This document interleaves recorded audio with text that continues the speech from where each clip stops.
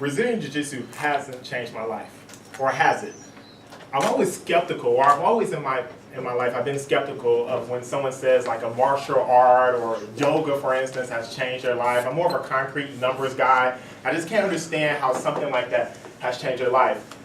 Outside of when people lose 100 pounds, I can understand how that can change their life.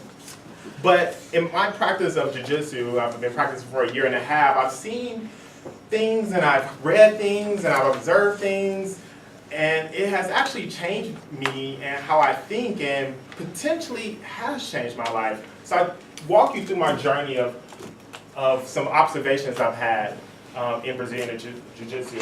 So just a quick overview or history of Jiu-Jitsu. Mitsu Maeda is a Japanese guy. He was a judo practitioner in the early 1900s.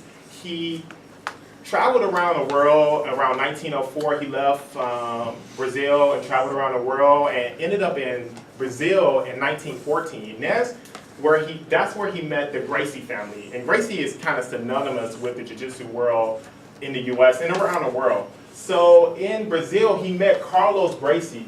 And Carlos saw him fighting in Brazil and decided that he wanted to learn this Jiu-Jitsu art. At the time, Mitsu Maeda was a judo guy, but he had a lot of ground technique. If you know anything about judo, it's a standing and ground art. And so he taught it to Carlos Gracie, and the Gracie family brought it to the US.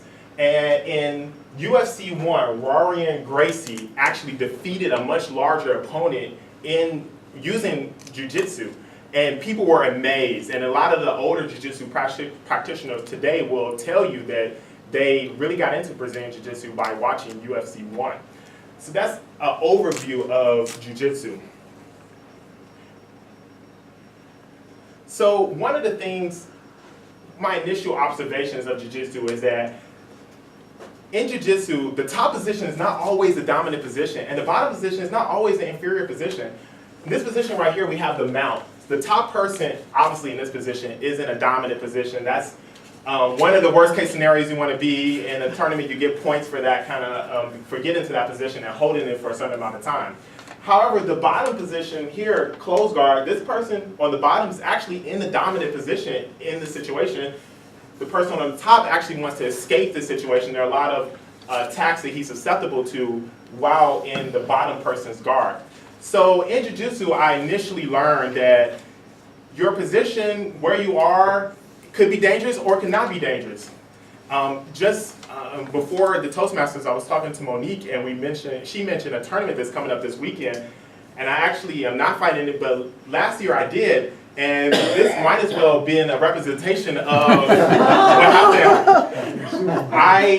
In these tournaments, they do about weight brackets, and they also do an open bracket, and because of my weight, they cut off at 222. 222 and up is just everyone's fair game. And so I was about 230 at that time, and the guy I was going against was about 300. And so I did not win that match. But it was a great learning experience. And one thing I took from that match, and since then I've seen other people, is that when you're in a bottom position like that, a lot of times I see people and they just want to flail and they just want to move their arms and they really want to get out of that position. And lately I've been able to be the top person to someone else's bottom person, and I could just sit there in a dominant position and have them flail, and they're just waste energy, they expend energy. And one thing I've learned is that in Jiu-Jitsu, when you are in the inferior position, sometimes the best thing is to not do anything. Not expend energy, develop a plan, and enact that plan, as opposed to just going crazy because you realize that you are in an inferior position. And so I have taken that and I've tried to apply it in other places of my life of how can I just sit back, relax, and develop a plan of attack as opposed to immediately going and doing something that may not achieve its ultimate goal. In Brazilian Jiu-Jitsu, a practitioner, John Danner, he's kind of, I don't know what the word is for him, but he was a PhD student at Columbia. He found Brazilian Jiu-Jitsu, and he kind of takes that, he was a philosophy student there, he takes that thinking into everything. He writes these long Instagram posts, and they're really interesting, but they're very long. And he also wears a rash guard everywhere, including weddings. It's crazy. People talk about that. But one thing he said was, and I'll read it to you, in Jiu-Jitsu, always remember that in any given situation in which you may find yourself, no matter how dominant or inferior, you are never more than a few simple moves away from either total victory or total defeat. Let this insight make you circumspect when on the attack and give you hope and resilience when on the defensive. Probably don't need to say anything else. And I read this, and when I initially read it, I didn't even think of Jiu-Jitsu. I just thought about its applicability to life, and how in any situation we're in, there is likely something simple that we could do that could change our situation. And this definitely applies to Jiu-Jitsu.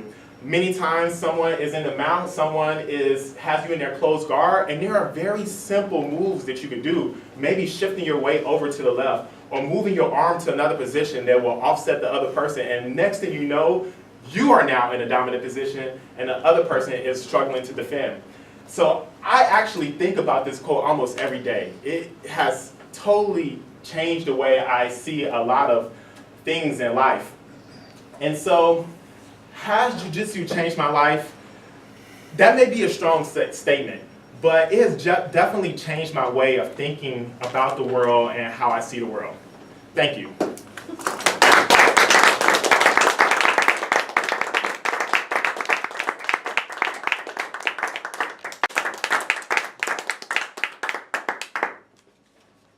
Thank you, Madam Toastmaster.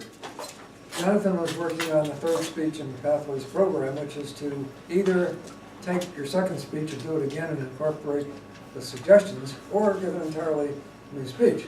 Now, Jonathan put a little bit different spin on this. He's giving an entirely different speech, but he's using the suggestions he got from his first speech and incorporating, trying to work on that. So it's a great way to look at that and cover more ground that way.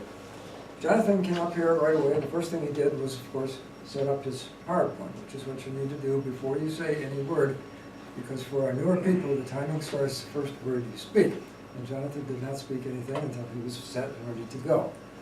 The one thing you do need to do, Jonathan, when you first start speaking is to acknowledge the Toastmaster. Thank you, Madam Toastmaster. However you want to do it. You went straight into the speech. So you're next to each other, that's no problem. All right. Now, the particular feedback that Jonathan had in an earlier speech was that he used notes too much. Today, he totally overcame that. First of all, there were no notes up here on the lectern that I could see, and for the large part of the time, he was standing over here, so even if he had notes, he wouldn't be able to see them. But what he did use was PowerPoint, and the PowerPoint was his notes. And that's fine, because even when you have pictures up there, it's going to key him into what he wants to talk about next, and he can do that very well. And what Jonathan really did very well today, that we all can learn from, is the way he used PowerPoint.